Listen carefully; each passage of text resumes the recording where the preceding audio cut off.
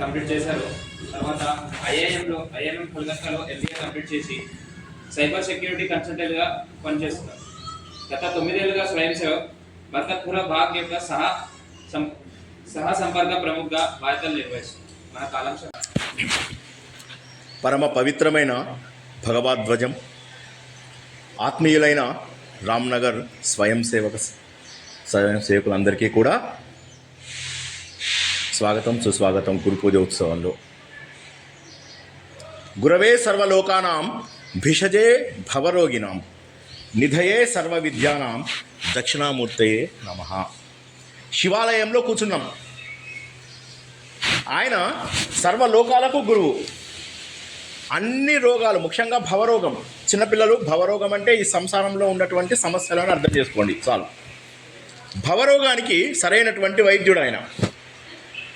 నిధయే సర్వ విద్యానం. మీ అందరూ ఇంకా విద్య నేర్చుకునే సమయంలో ఉన్నారు. విద్య ఖచ్చితంగా నేర్చుకోవాలి ప్రతి ఒక్కరూ కూడా. జ్ఞానం సంపాదించందే జీవితంలో ఏది సాధించలేం. జ్ఞాన సముపార్జనయే జీవిత లక్ష్యం. ఏ జ్ఞానం అనేది తెలుసుకుందాం, కానీ జ్ఞానం మాత్రం సముపార్జన చేసి తీరవలసిందే మనమంతా. దక్షిణామూర్తయే నమః. శివుడికి మరొక పేరు దక్షిణామూర్తి. దక్షిణామూర్తి అంటే దక్షిణం వైపు ఉంటాడు, బాగా దక్షత కలిగిన వాడు. దక్షత అంటే క్యాపబుల్ పర్సన్. అటువంటి మహానుభావుడిని మనము గురువుగా పూజిస్తున్నాం. గురువు అంటే ఏంటి ముందు తెలుసుకుందాం, తర్వాత గురువుని ఎందుకు పూజించాలో తెలుసుకుందాం. గుహు అంటే చీకటి, రుహు అంటే తొలగించేవాడు. చీకటిని తొలగించి వెలుగుని మన జీవితంలో ప్రవేశపెట్టేవాడు గురువు. అయితే అవసరమేముంది, వెలుతురు ప్రవేశపెట్టాల్సినటువంటి అవసరం ఏముంది? ఒక్కసారి ఆలోచిద్దాం. చిన్న పిల్లవాడు తల్లి కడుపులో ఉంటాడు, చక్కగా ఆనందంగా ఉంటాడు, కావలసినవన్నీ అందుబాటులో ఉన్నాయి, శరీర అవయవాలు కూడా మెల్లమెల్లగా పెరుగుతూ ఉన్నాయి. ఒక్కసారి కళ్ళు తెరుస్తాడు, బయట ప్రపంచంలోకి వస్తాడు. ఏం జరుగుతుందో తెలియదు, ఎవరో తెలియదు. కొత్త ప్రపంచానికి అలవాటు కావాలి, కొత్త వ్యక్తులకు అలవాటు కావాలి, కొత్త ఆహార విషయాలకు అలవాటు కావాలి. మనస్సు, బుద్ధి అన్నీ పెరుగుతూ ఉంటాయి. వాటన్నిటికీ కూడా అలవాటు కావాలి. అలా చూస్తూ ఉంటాడు. అయోమయం, ప్రపంచంలో ఏముందో తెలియదు, ఎందుకు వచ్చాడో తెలియదు, ఎదురుగా ఉన్నవారు ఎవరో కూడా తెలియనటువంటి ఒక దుర్భర స్థితి. ఆ సమయం లోపల నువ్వెవరో తెలియజేయవలసినటువంటి బాధ్యత తల్లిపైన తండ్రిపైన ఉన్నది. సుమారుగా 3-4 ఏళ్ళు అయిపోయిన తర్వాత ఈ గురువులిద్దరూ పక్కకు తప్పుకుంటారు. మనకు అసలు గురువులు ప్రారంభమవుతారు. ఒక్కసారి మన హిందూ ధర్మం కనుక చూసుకున్నట్లయితే ఇది పూర్తిగా గురుకులమును ఆధారపడి ఉన్నటువంటిదే. రాక్షసులు కానీ, దేవతలు కానీ, గంధర్వులు కానీ, కిన్నెరులు కానీ, కింపురుషులు కానీ, విద్యాధరులు కానీ ఎవరైనా సరే గురువు దగ్గర మాత్రమే విద్య నేర్చుకోవాలి. గురువు లేని విద్య గుడ్డి విద్య. కాబట్టి అందరూ గురువు దగ్గర నేర్చుకోవాలి. గురుకులంకి వెళ్ళే వాళ్ళు, గురుకులంకి వెళ్తే గురువు ఏం నేర్పించేవాడు, గురువు భార్య ఎలా ఉండేది ఒకసారి చూద్దాం. మన ఇంట్లోపల మనం ఉన్నాం, మనం ఏదో తినాలనుకునే సమయంలోనే మన ఫ్రెండ్ ఎవరో వస్తారు. రాగానే అప్పుడు మనం ఏం చేస్తాం, వెళ్ళబోతుంటే అమ్మ ఏం చేస్తుంది, దబదబా ఈ యాపిల్ తినేసి వెళ్ళిపో, ఈ అరటిపండు తినేసి వెళ్ళిపో, ఇగో ఈ చిన్న మామిడి పండు ముక్క తినేసి వెళ్ళిపో. అవునా కదా? తల్లి ప్రేమ అలా ఉంటుంది. అవునా? పూర్వకాలంలో గురువుల ప్రేమ అలా ఉండేది. శ్రీకృష్ణుడు, ఆయన అన్నగారైనటువంటి బలరాముడు 64 విద్యలని 64 రోజుల్లో నేర్చేసుకుంటారు. ఆ 64 రోజుల్లో నేర్చుకున్నప్పుడు సాందీపుని ఆశ్రమంలో ఒకరోజు వంట చెరుకు అంటే ఈ కర్ర ముక్కలు అవి ఆ రోజుల్లో తెగి పడిపోయినవి మాత్రమే తీసుకొచ్చేవాళ్ళు, చెట్లను నరికేవాళ్ళు కాదు. అది తీసుకురావడానికి వెళ్దామని చెప్పి అనుకుంటే వెంటనే ఆవిడ ఏం చేస్తుంది, అరే వీళ్ళు వెళ్ళి మళ్ళీ ఇంకో గంట అవుతుంది వచ్చి రావడానికి అని చెప్పి 2 గడియల పాటు ఆకలేస్తుందని చెప్పి సుధాముడికి అటుకులు ఇచ్చి తింటూ వెళ్ళండి. మన తల్లి చూపించినట్టే లేదా? ఒకసారి ఆలోచించండి. గురువు ఎంత గొప్పవాడో గురు పత్ని కూడా ఆ రోజుల్లో అంతే గొప్పగా ఉండేది. అటువంటి ఆదర్శవంతమైనటువంటి గురుకుల విద్య మనది. సరే, తర్వాత కథ మనందరికీ తెలిసిందే. అటుకులు సుధాముడే తింటాడు, అర్జునుడికి ఇవ్వడు, ఇవన్నీ మనకు తెలిసిన కథనే. కానీ ఒకసారి ఆలోచిస్తే గురుకుల విద్య అనేది ఎలా ఉంది. అది అయిన తర్వాత చివరిగా గురుదక్షిణ. 64 రోజుల్లో అన్ని విద్యలు నేర్చేసుకుంటారు. దైవ స్వరూపాలు కదా, దైవానికి కూడా గురువు యొక్క ఆవశ్యకత ఉంది అన్న విషయం మనకు తెలుస్తోంది. నేర్చుకున్నాక గురువు గారు మీకేం కావాలి? ఆయన చెబుతాడు, నా కుమారుడు ఒక రాక్షసుడు తినేశాడు సముద్రం లోపల, రక్షించి తీసుకురావాన్ని. ఎట్లా ఉన్నాడో యాజ్ ఇట్ ఈజ్ అదే స్టేజ్ లోపల తీసుకురా అంటాడు. వెళ్ళి చూసేసరికి పంచజనుడు అనే ఒక రాక్షసుడు ఆయనను తినేయడం జరుగుతుంది. మరి శరీరం కూడా లేనటువంటి పరిస్థితి. శరీరం లేనటువంటి సమయంలో ఏం చేయాలి? యమధర్మరాజు దగ్గరికి వెళ్తారు. యాజ్ ఇట్ ఈస్గా same body, same mind, same age, everything same. 1 year back ఎలా ఉన్నాడో అలాగే తీసుకొచ్చి నా ముందు పెట్టు అని చెప్పి చెప్తాడు. గురు దక్షిణ కోసము ఆయన ఏ స్థాయికి వెళ్ళాడనేది ఒకసారి గుర్తు తెచ్చుకుందాం. మరి గురువు యొక్క ఆవశ్యకత ఏంటి అంటే, ముందు దేవుడు లాంటి వాడికి కూడా గురువు అవసరమైంది అని చెప్పినప్పుడు మనకు అవసరం లేదా? ఒకసారి ఆలోచించండి. తల్లిదండ్రులు మనకు చిన్నప్పుడు గురువులు, ఖచ్చితంగా వాళ్ళని మించిన గురువులు లేరు. మనకు చివరి వరకు కూడా మిగిలేది తల్లిదండ్రులే గురువులు. ఎవరికైనా నాకు గురువు దొరకలేదు అని చెప్పి బాధపడద్దు. తల్లి తండ్రి, ఈ రోజుకు కూడా నేను సంధ్యావందనం చేసేటప్పుడు మా నాన్నగారిని, మంత్రాలు చదువుకునేటప్పుడు మా నాన్నగారిని తప్పక తలుచుకుంటాను. వీరే నాకు గురువులు, తర్వాతే కృష్ణం వందే జగద్గురుం. But you have to remember this particular fact. ఏంటంటే మనకు తల్లిదండ్రులే మొదటి గురువులు. తర్వాత వచ్చిన గురువు ఏం చేస్తారు? ఇప్పుడు ఈ గురువు ఇక్కడి నుంచి మొదలెడతాడు. మన 5 ఏళ్ళ నుంచి సుమారుగా 16-17 ఏళ్ళ వరకు మన ప్రయాణంలో ప్రతి ఒక్క విద్య నేర్పిస్తాడు. ఆ రోజు లోపల వేదాలు, అందరికీ వేదాలు తెలుసు కదా, వేదాలు ఋగ్వేదం, యజుర్వేదం, సామవేదం, అథర్వణ వేదం అని 4. ముందు 3 వేదాలు ఉండేవి. అంటే వేదాలు అనేవి ఒక పెద్ద కుప్ప అన్నమాట, చాలా పెద్ద కుప్ప. అది చాలా ఎక్కువ ఉండేది. కృతయుగం, త్రేతాయుగం, ద్వాపర యుగం వరకు కూడా చాలా ఎక్కువ ఉండేది వేద సంపద. ఆ వేద సంపదని వేదవ్యాసుడు ఏం చేశారంటే, వేదవ్యాసుడు అసలు పేరు కృష్ణుడు అనే పేరు విన్నారా? ఇంతకుముందు కూడా ఎవరికైనా విన్నారు కదా కృష్ణుడు అనే పేరు? 3 ఉంటుంది కృష్ణుడు అనే పేరు. ఎవరైనా చెప్పగలరా? కృష్ణుడు అనే పేరు 3 ఉంది. 2 అయితే ఇప్పుడు చెప్పేశాను, ఇంకొకళ్ళు మిగిలిపోయారు. ఒకటి వేదవ్యాసుడు, ఒకటి శ్రీకృష్ణ భగవానుడు, మరొకటి ద్రౌపదికి అమ్మ నాన్న పెట్టిన పేరు కృష్ణుడు. ఎనివే, కమింగ్ బ్యాక్ టు మన ఇది కృష్ణ ద్వైపాయనుడు. ఆయన ఏం చేశాడంటే వేదాలని 4 భాగాలు చేశాడు. ఎట్లా చేశాడు? చాలా క్లియర్గా ఒక ఇండెక్స్ తయారు చేస్తాం కదా మనము, అలా ఇండెక్స్ లాగా బాగా తయారు చేసి 4 వేదాలను ఇచ్చి అందులోకి పంపించాడు. అందరికీ వేదాలు నేర్పించు, కలియుగం వచ్చేది, కలియుగము అక్కడ జనాలకు ఎక్కువ ఆయుష్ ఉండదు అని. వాళ్ళు వెనక్కి వచ్చి పైలుడు, జైమిని, వైశంపాయనుడు, సుమంతులని వాళ్ళు వెనక్కి వస్తారు. వెనక్కి వచ్చి కుదరదండి, ఎవరికి అర్థం కావట్లేదు వేదాలు, ఎవరికి వినడానికి కూడా ఇష్టం లేదు. నువ్వు హిందువేనా? ముందు అసలు నీ సంపద ఏంటో తెలియనిది నువ్వు హిందువేనా? ఇక్కడికి వచ్చి మనం ధ్వజం దగ్గర దండం పెట్టుకున్నాము అంటే first you are suppose to understand your books. First మీ పుస్తకాలను మీరు అర్థం చేసుకొని తీరవలసిందే. హిందువు అంటే ఎవరు అంటే దోషము లేనటువంటి వాడు, తప్పులు చేయనటువంటి వాడు, పాపములు ఎవరికైతే తగలవో వాడు హిందువు. అటువంటిది రావాలి అంటే ముందు మన గ్రంథాలేమో తెలియాలి, వేదాలు. ఈయన ఏం చేశారంటే వేదాలు ఎవరికి అర్థం కావట్లేదు, మరి ఏం చేయాలి? ఆ వేదాలని 180 పురాణాలుగా రాసి అందులోపల 18 మహాపురాణాలు, 18 ఉపపురాణాలు, 18 అతి, 18 కిల, ఇలా చాలా ఉన్నాయి. అవన్నీ మర్చిపోండి. 18 మహాపురాణాలు జ్ఞాపకం ఉంచుకోండి. వేదాలలో ఉన్న జ్ఞానంనే పురాణాల్లో పెట్టి మనకు అందించారు. జస్ట్ 5000 years బ్యాక్ నైమిషారణ్యం వెళ్తే మీకు తెలుస్తుంది. ఇప్పటికి కూడా కొన్ని పురాణాలు అక్కడ తాళపత్ర గ్రంథాలు దొరుకుతాయి. చాలా పురాణాలు పోగొట్టుకున్నాము. తర్వాత పురాణాలు రాసిన తర్వాత కూడా ఆయన సంతోషపడలేదు. ఇంకా కూడా ఏదైనా చేద్దాం, జనాలకి నాలెడ్జ్ కావాలి. హిందువులకి వారి ధర్మం కంటే కూడా వారికి ఈ ప్రాపంచిక విషయాలు ఎక్కువ అవసరం. మొబైల్ ఫోన్స్, టీవీలు, సమాజంలో అందరితోటి కబుర్లు చెప్పడము, అటువంటి వారు హిందువులు అనిపించుకోవడానికి ఎటువంటి మర్యాద లేనటువంటి వారు హిందువులు కాదు. మరి ఏం చేయాలంటే అప్పుడైనా సంపూర్ణ మహాభారతం అని చెప్పి ఇతిహాసము లేదా కావ్యం రాశారు. అది 1,00,000 శ్లోకాలు. అది ప్రపంచంలో ఇప్పుడు మనకు తెలిసిన అన్ని పుస్తకాల కంటే కూడా గొప్పది. ఆయన మహానుభావుడు. ఆయన నుంచే మనకిది వ్యాసోచ్ఛిష్టం జగత్ సర్వం. ఆయన యొక్క ఎంగిలే మనమంతా తింటున్నాము అని చెప్పి దీని మీనింగ్ అన్నమాట. వ్యాస భగవానుడు ఇచ్చిందే ప్రతి ఒక్కటి గురువు. మరి గురువు ఒక్క వ్యాసుడేనా? చలో మళ్ళా ప్రశ్న. ఈ ప్రశ్నకు జవాబు ఏంటంటే వ్యాసుడే కాదు, గురువు. ప్రతి యుగానికి దేవుడు గురువు రూపం లోపల వస్తాడు. అన్నిటికంటే ఫస్ట్ వచ్చేది ఏం యుగం అంటారు? కృతయుగం లేదా సత్యయుగం అంటారు. ఆ సత్యయుగం లోపల వచ్చేటటువంటి గురువు పేరు కపిలుడు, లేదా ఇందాక అనుకున్నటువంటి దక్షిణామూర్తి, లేదా హయగ్రీవ. వైష్ణవ సాంప్రదాయం ఉన్న వాళ్ళు హయగ్రీవుడు అంటారు. త్రేతాయుగం వచ్చింది, మళ్ళీ అక్కడ ఒక గురువు యొక్క ఆవశ్యకత వచ్చింది. అంటే దీన్ని బట్టి ఏమర్థమవుతుందంటే గురువు యొక్క ఆవశ్యకత లేనటువంటి సమయం లేదు. త్రేతాయుగం వచ్చేసరికి దత్తాత్రేయుడు గురువుగా వచ్చాడు. ద్వాపర యుగం వచ్చేసరికి వేదవ్యాసుడు. కలియుగం వచ్చేసరికి శంకరాచార్య, రామానుజాచార్య, మధ్వాచార్య, వల్లభాచార్య. శంకర సాంప్రదాయం పాటించే వాళ్ళకు శంకరాచార్య, అద్వైత సాంప్రదాయం పాటించే వారికి. అంటే ప్రతి తరంలో కూడా ఒక గురువు యొక్క ఆవశ్యకత ఉంది. ఆ రోజుల్లో గురువులకు వ్యతిరేకంగా ఎవరు చెప్పేవారు కాదు. ఎందుకంటే అజ్ఞానాన్ని పోగొట్టాలి. ముందుగా ఏం నేర్పించేవాళ్ళు? ముందు వేదాలు లేదా పూజలు, ఇవి 2 నేర్పించేవాళ్ళు. వేదాలు అంటే ఏంటి, పూజలు అంటే ఏంటి? ఇప్పుడు ఈ ఆలయంలో పూజారులు వాళ్ళు ఉంటారు కదా, వాళ్ళలో ఎక్కువ మంది స్మార్థము అంటారు వాళ్ళని. స్మార్థం అంటే స్మృతి అని ఎవరైనా విన్నారా? స్మృతి, మనుస్మృతి అంటారు, విన్నారు కదా. వీటిని ఏమంటారంటే స్మృతులు అనే వాటిని ఏమంటారంటే ఏవైతే వేదాలలోంచి ఆచార వ్యవహారాలు అంటే కర్మకాండాలు, పూజలు, పునస్కారాలు ఇవన్నీ చేస్తారో వాటిని స్మృతులు అంటారు. మనం పుట్టక ముందు గర్భాధానం నుంచి మొదలెట్టి మనం చనిపోయినప్పుడు చేసేది అంత్యేష్టి, ఈ కార్యక్రమాలన్నిటినీ స్మృతులు అంటారు. ఇది ప్రతి హిందువు తెలుసుకోవాల్సిన విషయం. ముందు మనం భగవద్ధ్వజానికి నమస్కారం చేసాము అంటే నువ్వు హిందువని లెక్క. హిందువని లెక్క అన్నప్పుడు నీ గ్రంథాలు కనీసం నీకు తెలిసి ఉండాలి అనేటటువంటి విషయాన్ని మనం గుర్తుంచుకోవాలి. స్మృతులు ఇందులో అన్ని ఆచార వ్యవహారాలు, కర్మకాండలే.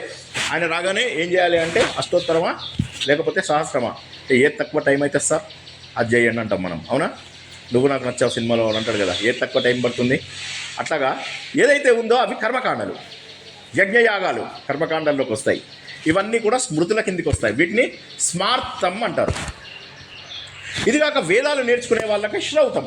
అందరూ అన్నీ నేర్చుకుంటారా? ఒక్కొక్కడికి ఒక్కొక్క ఇంట్రెస్ట్ ఉంటుంది. ఒకడికి గోల్డ్ గిల్లుకోవడం ఇంట్రెస్ట్ ఉంటుంది, ఒకడికి బుగ్గ గీక్కోవడం ఇష్టం ఉంటుంది, ఒకడికి పక్కోడి వీపు గోకడం ఇష్టం ఉంటుంది, ఒక్కొక్కడికి ఒక్కొక్క రకమైన ఇష్టం ఉంటుంది కదా. అందుకోసం అని ఏంటంటే ఆ రోజుల్లో ఏం చేసేవాళ్ళంటే ఎవరికి ఏ రకమైనటువంటి అభిరుచి ఉందో వారి అభిరుచికి తగ్గట్టుగా వారికి విద్య ఆ రోజుల్లో బోధింపబడేది. విద్య అనేటటువంటిది మహోన్నతమైనటువంటిది. విద్య లేనివాడు వింత పశువు అంటారు. అటువంటి మహోన్నతమైనటువంటి జ్ఞానాన్ని అందించేది ఏదైతే ఉందో అది విద్య. ఆ విద్యను మనకు అందించేవాడు గురువు. అయితే గురువు విద్యను అందించి ఆపేస్తాడా? తైత్రీయ ఉపనిషత్తు లోపల శిక్షావల్లి అంటారు దాన్ని. కొంతమంది శిక్షావల్లి అంటారు. శిక్ష అంటే మళ్ళీ కొద్దిగా బ్యాడ్గా పనిష్మెంట్ లాగా అనిపిస్తుంది కాబట్టి దాన్ని శిక్షావల్లి అనేది తెలుసుకుందాం. అందులోపల ఏమేం చదువుకోవాలి, ఎక్కడెక్కడ ప్రపంచం ఎలా స్టార్ట్ అయింది. ఇప్పుడు చాలా మతాలు బిగ్ బ్యాంగ్ థియరీ అవి ఇవి చెప్తాయి, కానీ అసలు మనకు ఎలా ప్రారంభమైంది, భగవంతుడు ఎలా ప్రారంభించాడు, ఈ ప్రపంచమంతా వ్యాపించి ఉన్నటువంటి చైతన్యం ఏంటి, దేవుడు అంటే ఒక రూపంలో ఉన్నవాడు కాదు. దేవుడికి రూపం లేదు. ఏ ధర్మంలో తీసుకున్నా దేవుడికి రూపం లేదు. రూపం అనేది మన సౌలభ్యం కోసము, మన అనుకూలత కోసము, మనకు కావలసినటువంటి పనులు జరగడం కోసము మనం ఉపయోగించుకుంటున్నటువంటి రూపం. కాబట్టి వాటన్నిటిని నిరాకార రూపం ఎక్స్ప్లెయిన్ చేస్తూ ఈ ప్రపంచమంతా ఎలా వచ్చింది, నిరాకారంలో ఉన్నటువంటి ఈ ప్రపంచము నరాకారంలోకి ఎలా వచ్చింది, నరాకారంలో ఉన్నటువంటి మనము నిరాకార పరబ్రహ్మని ఎందుకు తెలుసుకోవాలి, ఎలా తెలుసుకోవాలి అని తెలిపేది గురువు. ఇది మొత్తం 15 ఏళ్ళు పడుతుంది. మరి లాస్ట్ ఇయర్ ఏం చేస్తారు సార్? 16 years అని చెప్పారు కదా. లాస్ట్ ఇయర్ మరి ఏం చేస్తారు? ఆ లాస్ట్ ఇయర్ ఏం చేస్తారంటే ప్రపంచంలో ఎలా ఉండాలి, డబ్బులు ఎలా సంపాదించాలి. అంటే ఇప్పుడు దాకా నీకు డబ్బులు సంపాదించడం నేర్పలేదు తెలుసా. మనకేమో చిన్నప్పటి నుంచే ఉద్యోగం, నువ్వు ఇంజనీరింగ్ చేస్తావా, డాక్టర్ చేస్తావా అని మనం చిన్నప్పటి నుంచే అనుకుంటాం. మా ఇంట్లోపల మేము చాలా పేదరికం నుంచి వచ్చాం. మాకు చిన్నప్పటి నుంచే ఇటు కలెక్టర్ కావాలి, ఇటు ఇంజనీరింగ్ కావాలి అన్నీ ఉండుండేవి. ఆ ప్రెషర్ అంతా ఉండేది.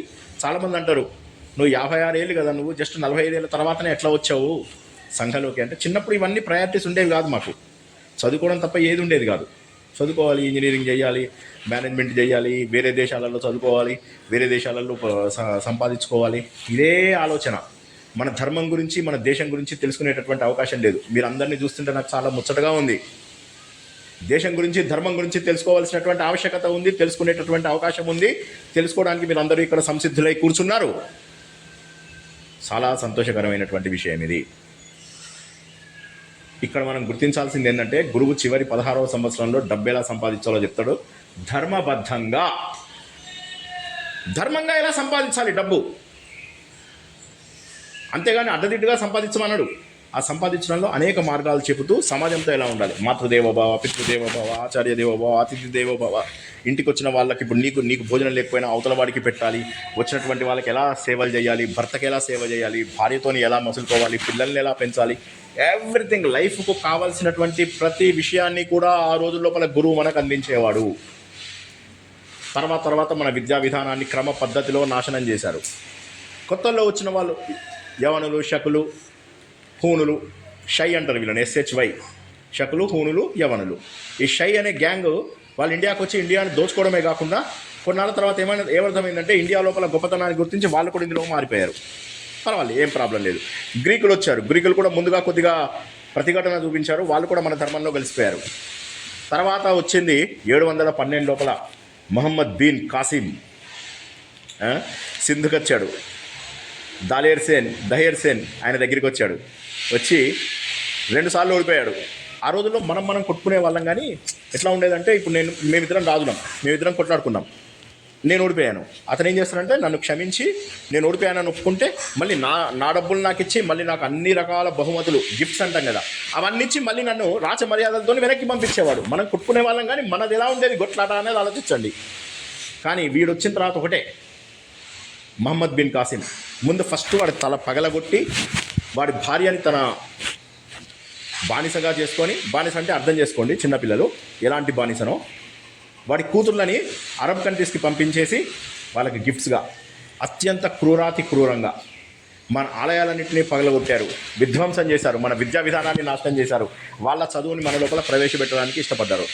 మన ముత్తాతలు ఎవరైతే ఉన్నారో వాళ్ళు అన్ని కష్టాలు భరించి హిందూ ధర్మంలో ఉన్నారు కాబట్టి ఈరోజు మనము ఇలా ఆలయంలో కూర్చుని హిందూ ధర్మం గురించి మాట్లాడుతున్నాం, లేకపోతే మాట్లాడే వాళ్ళం కాదు.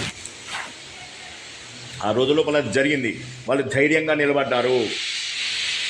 ఆ రోజు లోపల మనం ఏదైనా 10 రూపాయల వస్తువు కొనుక్కోవాలంటే నీదేం మతం అంటే హిందువు అంటే వాడు 1000 రూపాయలు చెప్పేవాడు.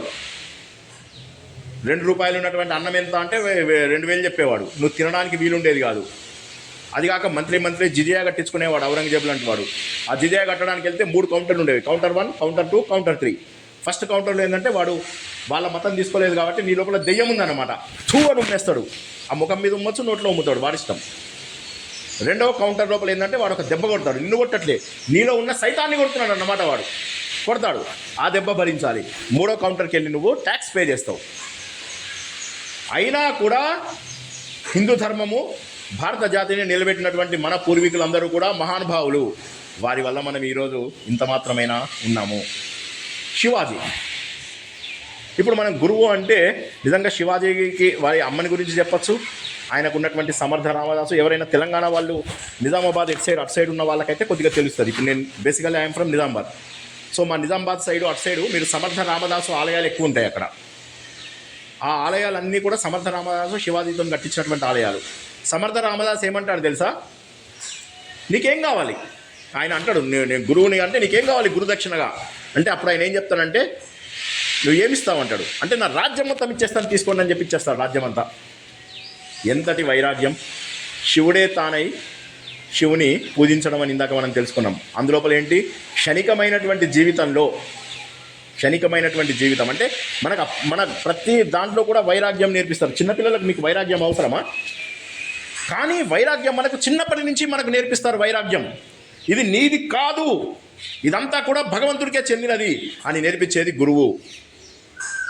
ఆయన ఏం చేస్తాడు, తీసుకోండి మీకు ఏం కావాలో అని చెప్పి ఇచ్చేస్తాడు. శివాజీకి ముందు ఎట్లా ఉండేది, అటు నార్త్ అంతా కూడా ఢిల్లీ సుల్తానేట్ వాళ్ళ వంశము, ఖిల్జీ, లోడి, ఈ గ్యాంగ్ అంతా, చివరికి మొఘలాయి వంశము, ఔరంగజేబ్ వాళ్ళు. ఇటు చూస్తే మన సౌత్ సైడ్ చూసుకున్నట్లయితే బీజాపూర్, బీదర్, బేరూర్, అహ్మద్నగరు, మన హైదరాబాదు, ఇవన్నిట్ల లోపల తుర్క రాజ్యాలు. వీళ్ళందరినీ ఎదిరించి ఆయన హిందూ సామ్రాజ్యాన్ని స్థాపించగలిగాడు. ఎంతమంది? 100 మంది సైన్యంతో, 100-200 మంది సైన్యం. అది కూడా పాపం ఎవరో లోకల్ గ్యాంగ్ అంతే, మంచి శిక్షితులు కాదు, సుశిక్షితులు కాదు. కానీ మరి ఔరంగజేబ్కి ఎలాంటి సైన్యం ఉంది? వేలాది మంది, లక్షలాది మంది సైన్యం.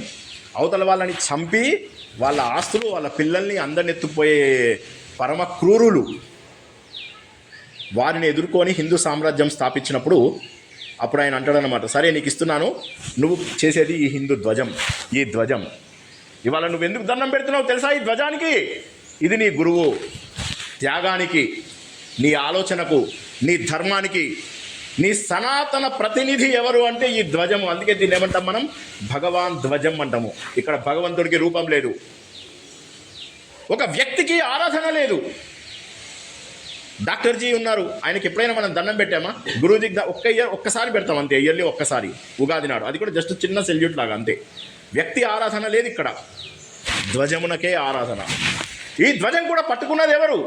భారతమాతను కనుక మీరు చూసినట్లయితే 3 సైడ్స్ సముద్రమే ఉంది. హిందూ మహాసముద్రము, పాపంలను తొలగించే హిందూ మహాసముద్రము, బంగాళాఖాతము, అఖండమైనటువంటి సంపద, పశ్చిమ సముద్రం, అరేబియా సముద్రం అని పేరు మార్చారు. పశ్చిమ సముద్రము జ్ఞానానికి మూలమైనటువంటి మార్గము. ఈ 3 నదులు వచ్చి అమ్మవారి కాళ్ళు కడుగుతున్నాయి. ఆ బొమ్మ చూడండి, కింద శ్రీలంక అనేటటువంటి ఒక పుష్పాన్ని సమర్పిస్తున్నాం మనం అమ్మవారికి. ఆవిడ పట్టుకున్నటువంటి ధ్వజము ఈ ధ్వజము, భగవాన్ ధ్వజము. ఎందుకు మనం ఈరోజు ఇక్కడ సమర్పణ చేస్తున్నాము? గురువుని అందరూ గుర్తించాలి. మనకు జీవితంలో గురువు ఎవరు అంటే ధ్వజము. మరి అయితే అమ్మవారంటే అది సార్ అది ఇమాజినరీ రూపం అంటారా? మీరు ఏమంటారు? అది ఇమాజినరీ కదా? ఎవరు చెప్పారు ఇమాజినరీ అని? హిందువేనా? స్వయం సేవకుడివేనా?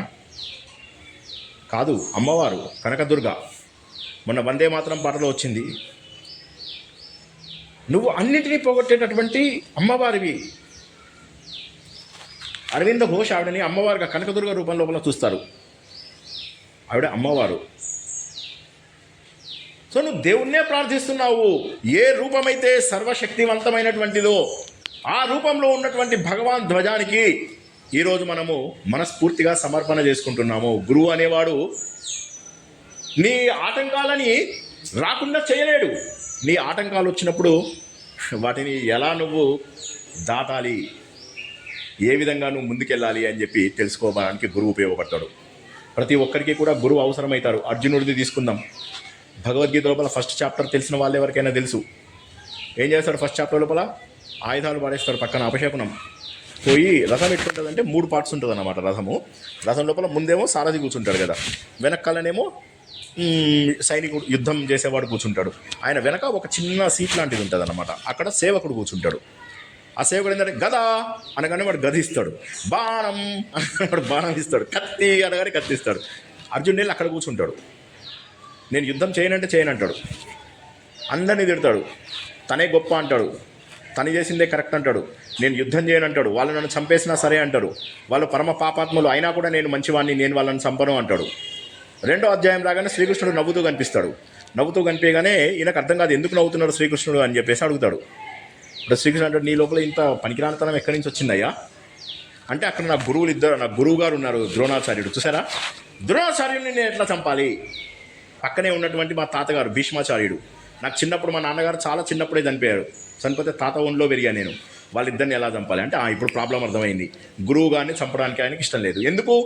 ఏ గురువు గారైతే ద్రోణాచార్యుడు రూపంలో ఉన్నాడో ఆయన తన కొడుకుకు కూడా ఇవ్వనటువంటి ఆయుధాలు అర్జునుడికి ఇస్తాడు. ఏ ద్రోణాచార్యుడైతే ఏకలవ్యుడు తన ప్రతిమ పెట్టుకుని తనంతట తానే విద్య నేర్చుకున్నప్పటికీ కూడా అర్జునుడి కోసం అని చెప్పేసి ఆ విద్య మొత్తం పనికి రాకుండా చేస్తాడు.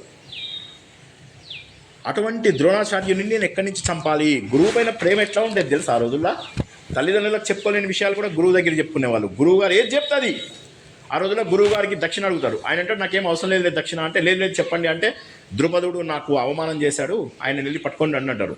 అనగానే దుర్యోధనుడు ఈ గ్యాంగ్ అంతా వెళ్తారు అన్నాడు. పెద్ద గ్యాంగ్ వెళ్తారు. 2-3 అక్షౌహిణులు ఆ సైన్యం వేసుకొని వెళ్తారు. ద్రుపదుడు చావ దెబ్బలు కొడతాడు ఒక్కొక్కరిని. ద్రుపదుడు అంటే ద్రౌపది వాళ్ళ నాన్నగారు, డాడీ. చావ కొడతాడు అనమాట. మీకు ఇంగ్లీష్లో చెప్పాలేమో నాకు తెలియదు ఒక్కొక్కసారి, అందుకోసం మధ్యలో ఇంగ్లీష్ పదాలు వాడుతున్నా. నాన్నగారు అంటే తెలుసు కదా, డాడీ. అయితే ఆయనను చంపేస్తారు. ఆయన చావు కొట్టి పంపిస్తాడు వెనుకకి. పంపిగానే అర్జునుడు భీముడు ఇద్దరే వెళ్తారు. సైన్యం వద్ద ఏమొద్దని చెప్పి వెళ్ళి ఆయనని మంచిగా బంధించి వెనుకకి తీసుకొస్తారు. సో ఎటువంటి గురువు ఆయన నన్ను చంపమంటావా అని మెత్తబడతాడు అర్జునుడు. అప్పుడు మళ్ళీ నవ్వుతాడు శ్రీకృష్ణుడు. నవ్వగానే ఏడవది దేనికోసమైతే ఏడవకూడదో దాని గురించి ఏడుస్తున్నావయ్యా అర్జున అని చెప్పగానే అప్పుడు అర్జునుడు ఇట్లా దండం పెడతాడు. నేను నీ శిష్యుడని, నన్ను ఏం చేయమంటావో చెప్పు. ఇప్పుడు నువ్వు ఏం చెప్తే నేను అది చేసి తీరుతాను అని చెప్తాడు. అప్పుడు ప్రారంభమైనటువంటి ఆ అమోఘమైనటువంటి బోధ చివరికి మోక్ష ఇష్యామి మా శుచః దగ్గర వరకు వెళ్తూనే ఉంటుంది. నీకు మోక్షం కూడా నేను అందించగలను అని చెప్పాడు భగవంతుడే. గురువే భగవంతుడు. మనకింకా వేరే గురువు లేదు. కృష్ణం వందే జగద్గురుం, అదే భగవద్గీత లోపల మనం తెలుసుకున్నటువంటిది. కాబట్టి మనకు గురువు ప్రతి చోట ఉపయోగపడతాడు. ఇంకొక ఉదాహరణ చెప్తాను మీకు. రాముడు చాలా చిన్నప్పుడు వైరాగ్యం వస్తుంది ఆయనకి. ఎట్లయితే మనం గౌతమ బుద్ధుడు అని చెప్పి అంటాం కదా, ఆయనకు ఒకరోజు వైరాగ్యం వస్తుంది. అందరి ముసలితనము, అందరి మరణాలు, అందరినీ చూసి ఆయనకు బాధ అనిపిస్తుంది. ఎందుకు ఇట్లా జరుగుతుంది అని చెప్పి వైరాగ్యం వచ్చేస్తుంది ఆయనకి. పిల్లోడు వైఫ్ పడుకొని ఉంటారు.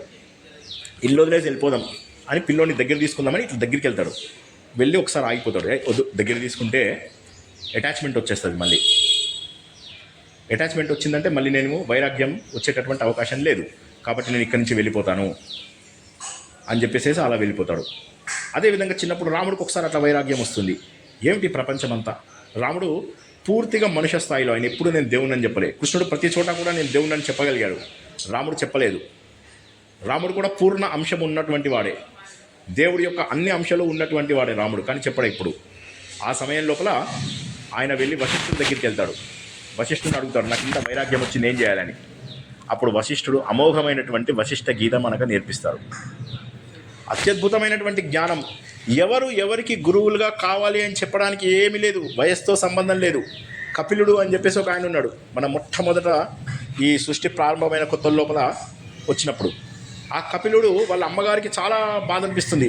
నా కూతురులందరికీ పెళ్ళిళ్ళు చేసేసాను, అందరూ వెళ్ళిపోయారు, కొడుకు నువ్వు ఒక్కడు ఉన్నావు, ఇవాళ నువ్వేమో సన్యాసం తీసుకుంటాను అంటున్నావు. ఆ రోజుల్లో ప్రతి ఒక్కళ్ళు సన్యాసం తీసుకునేవాళ్ళు. సన్యాసం అంటే సమ్యక్ న్యాసము, అన్నింటినీ సరిగ్గా వదలగలగడము, చక్కగా గొప్ప వాటిని అధిష్ఠించగలగడము, అది సమ్యక్ న్యాసం. కొడుకువి నువ్వు కూడా వెళ్ళిపోతే ఎట్లాగా, నాకు ఇన్నాళ్ళ పాటు నీ అక్కలు వాళ్ళు వీళ్ళు ఉండే అందరికీ పెళ్ళిళ్ళు చేశాను, మీ నాన్నగారు వెళ్ళిపోయారు, ఇప్పుడు నువ్వు కూడా వెళ్ళిపోతే ఎట్లాగా అని అప్పుడు కపిలుడి రూపంలో ఉన్నటువంటి విష్ణుమూర్తి తల్లికి బోధ చేస్తాడు. ఆ బోధ మొత్తం అయిపోగానే తల్లి ఒక్కసారి ఆశ్చర్యపోతుంది. ఆశ్చర్యపోయి వెంటనే తను కూడా మోక్షాన్ని సాధించగలుగుతుంది. అంటే ఈ విధంగా మనకేంటంటే గురువు అనేవాడు ఏ దేవుడిని తీసుకున్నాం, రాముడి గురించి తెలుసుకున్నాం, కృష్ణుడి గురించి తెలుసుకున్నాం, శివాజీ గురించి తెలుసుకున్నాం, ఎవరికి గురించి తెలుసుకోమంటున్నాం, ప్రతి ఒక్కరికి ఒక గురువు ఉంటారు. శుక్రాచార్యుడు బలి చక్రవర్తికి చెప్తాడు, వచ్చింది ఎవరు అనుకుంటున్నావు, నీ కింద చెయ్యి ఇట్లా పెట్టింది ఎవరు అనుకుంటున్నావు, విష్ణుమూర్తి చేయి పెట్టాడు. విష్ణుమూర్తి చేయి పెట్టాడు. ఆ విష్ణుమూర్తి నిన్ను మొత్తం సర్వనాశనం చేస్తాడు. అంటే ఆయన ఏమంటాడు తెలుసా, విష్ణుమూర్తి లాంటి వాడు నా కింద చేయి పెట్టాడు అంటే నేను చాలా అదృష్టవంతుణ్ణి.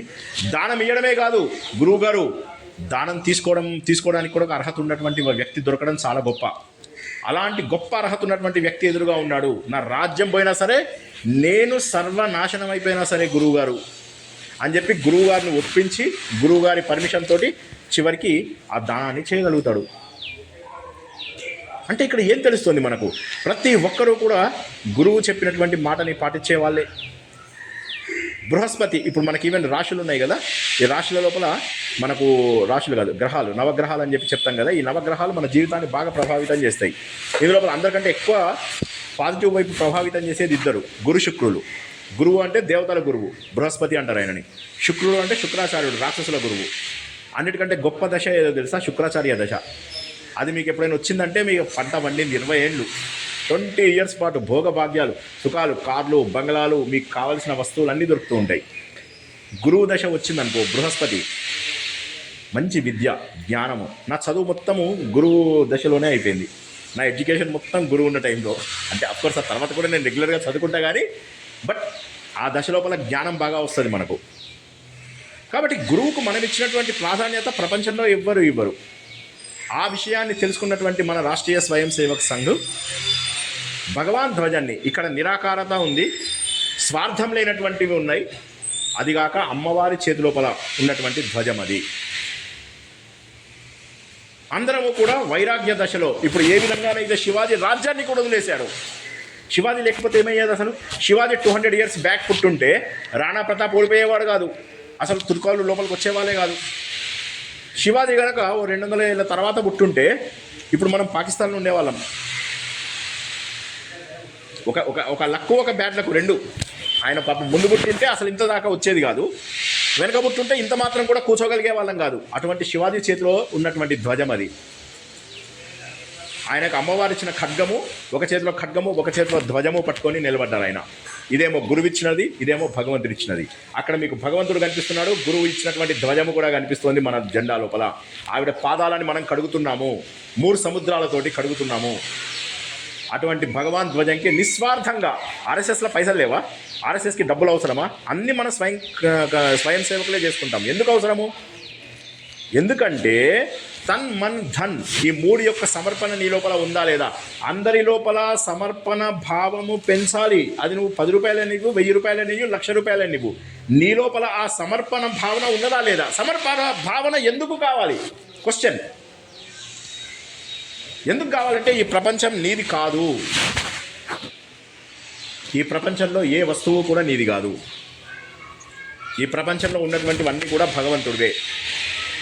అర్జునుడు బాగా బాధపడతాడు. మొదటి 6 చాప్టర్లు నాది నాది, యుద్ధం నాది, ఇట్లా నాది అన్న. 7వ చాప్టర్ నుంచి భగవంతుడు బోధన స్టార్ట్ చేస్తాడు. 7, 8, 9, 10, 11, 12 అధ్యాయాలు భగవద్గీతలో. ఏమని చెప్తాడంటే ఏది నీది కాదు, మొత్తం నాదే అని చెప్తాడు. ఇంకా గొడవ ఎందుకు? మన పిల్లలు ఏదైనా చిన్న వస్తువు కోసం కొట్లాడుకుంటూ ఉంటారు, ఇది నాది, ఇది నాది, ఇది నాది అని. మనం ఇక్కడ పైనుంచి చూసి నవ్వుతూ ఉంటాం. ఎందుకు? మనకు తెలుసు కావాలంటే ఎన్నైనా ఇవ్వగలం, అలాంటి బొమ్మలు కానీ, పెన్నులు కానీ, పుస్తకాలు కానీ ఎన్నైనా ఇవ్వగలం. ఆ విధంగా ఉన్నవన్నీ కూడా దేవుడికి చెందినవి. కానీ ఎప్పుడైతే నాది అని నువ్వు అనుకుంటావో అప్పుడు స్వార్థం పెరుగుతుంది. ఈ రోజుల్లో విద్యా విధానం ఏదైతే ఉందో అది మనకు స్వార్థాన్ని పెంచుతుంది. కానీ పూర్వకాలం లోపల విద్యా విధానము స్వార్థాన్ని పెంచేది కాదు. షేరింగ్ ఈజ్ కేరింగ్ అని చెప్పి నేర్పించేవారు మనకు. అలా నేర్పించకపోతే ఏమవుతుంది? సుధాముడు దరిద్రుడైపోయాడు. చివరికి మళ్ళీ శ్రీకృష్ణుడే అనుగ్రహం. శ్రీకృష్ణుని కలవడానికి నడుచుకుంటూ వస్తాడు. చెమట కంపు, చాలా దూరం నడుచుకుంటూ వస్తాడు. విదర్భ నుంచి ఎక్కడ దాకా వస్తాడు? గుజరాత్ దాకా.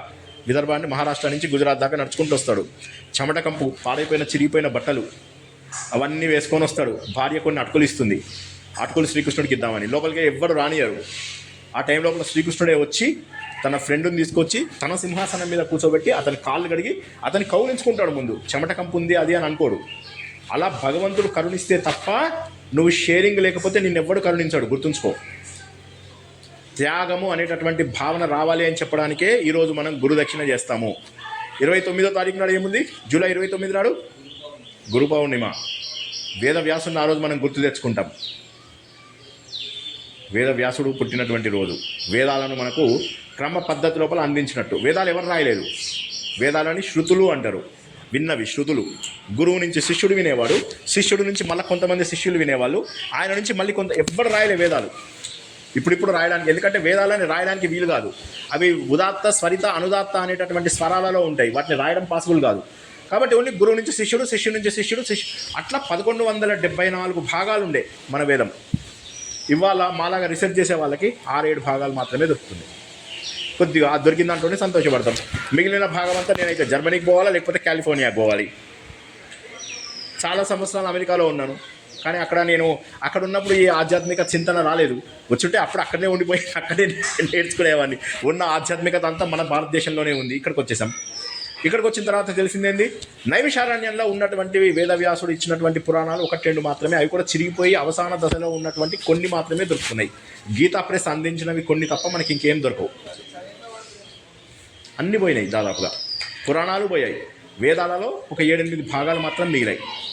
ఈ విధంగా మనం ఏంటంటే మన సాంప్రదాయాన్ని కాపాడుకోవాలి, మన ధర్మాన్ని కాపాడుకోవాలి. గురువుల యొక్క గురు శిష్య సాంప్రదాయం ఏదైతే ఉందో ఆ గురు శిష్య సాంప్రదాయాన్ని కాపాడుకోవాలి. ఈ రోజుల లోపల కాలేజీలలో, స్కూళ్ళల్లో వచ్చేది మనకు కేవలము టెక్నికల్ నాలెడ్జే. అందరు చదువుకున్న వాళ్ళు, అందరు ఇంజనీర్స్మే మనం. కానీ అది కాదు అక్కడ క్వశ్చన్. ఈ చదువు వల్ల మనం దేవుడికి ఏమిచ్చాం, మనం దేశానికి ఏమిచ్చాం, ధర్మానికి ఏమిచ్చాం. లేకపోతే ఏముంది? ఇవాళ నువ్వు ఉంటావు, రేపు ఉండవు, అంతే డిఫరెన్సు. నిన్న నేను మీ అందరిలాగా చిన్నపిల్లల్లాగా ఉండేవాడిని. ఇవాళ 56 ఏళ్ళు తెల్ల జుట్టు వచ్చింది, రంగు వేసుకోను. ఇంకో కొన్నాళ్ళకి ఈ శరీరం ఉండకపోవచ్చు, కానీ నేను ఎప్పటికీ ఉంటాను. ఈ సత్యాన్ని తెలియజేసింది గురువు ఒక్కడే. అదే దక్షిణామూర్తి యొక్క తత్వం. ఒంటరిగా ఉండమని చెప్పేసి శివుడు చెప్తాడు. మనకి ఎప్పుడూ ఒంటరిగా ఉండాలి, జ్ఞానాన్ని సముపార్జన చేసుకోవాలి.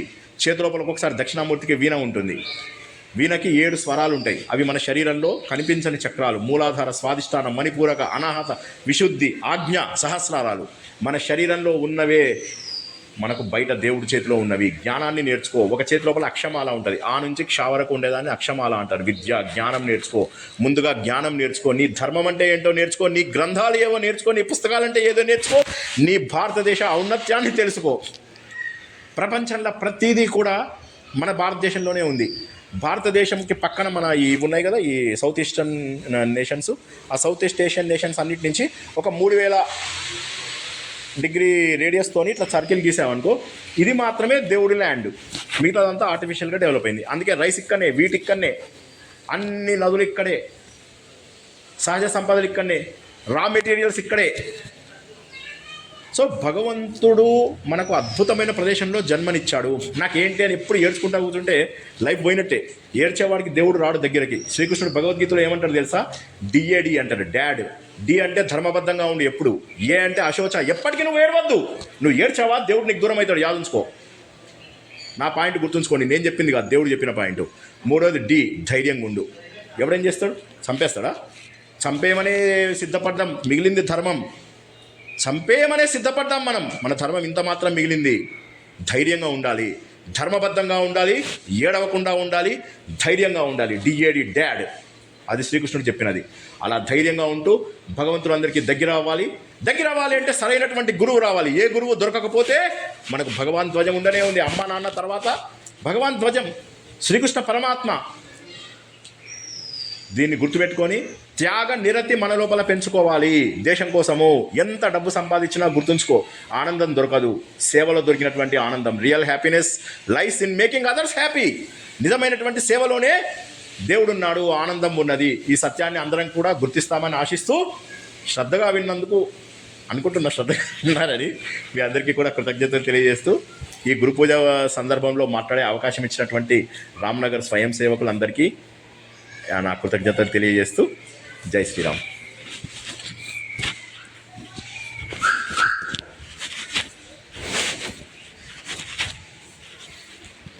గ్రూపులో చేయడం వల్ల ఒకసారి చేయలేదు, చేయలేదు, ఇంకా ఇక్కడ స్లిప్లో మీ పేరు రాయలేదు.